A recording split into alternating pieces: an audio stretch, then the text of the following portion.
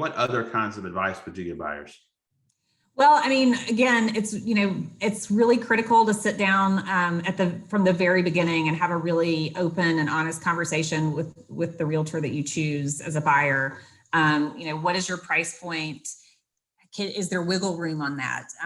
If you're a first-time home buyer or any kind of home buyer, frankly, around $200,000 to $250,000 right now, that there is nothing on the market. Very tough. And so, do you have a little bit of wiggle room? Do you have some extra cash squirreled away that you thought you didn't want to touch, but maybe now you can bring that to the table as a down payment?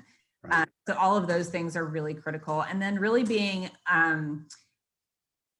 thoughtful about what your expectations are. If you are in that, in a lower price point, you're not going to get, the ensuite master bathroom with the walk-in closet. You're probably looking at something a little with smaller rooms, and that's going to need some work done to it. And I know that's frustrating sometimes to somebody who's ready to, make their stamp and be a homeowner, but just, having reasonable expectations of what is available in this kind of market.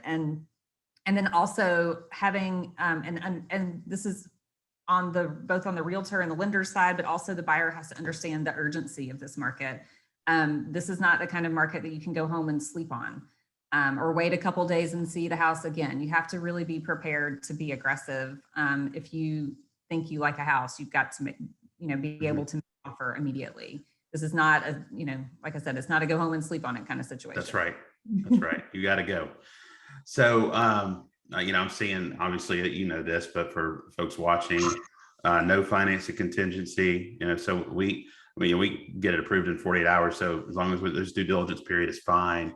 Rushed appraisals, get them back in 7 days. I mean, it's just everything we possibly can. And where I have seen the biggest challenge are for folks that don't have a lot of money to put down, because if that house does not appraise, then there's no wiggle room to pay above the appraisal, right? So like if you're putting 20% down and then I can help you buy out your mortgage insurance and help with that differential, we can do that. But for folks that have 3 to 5%, that's where it's those are the folks right now, unfortunately, I've seen just say, I'm done. I can't do this anymore.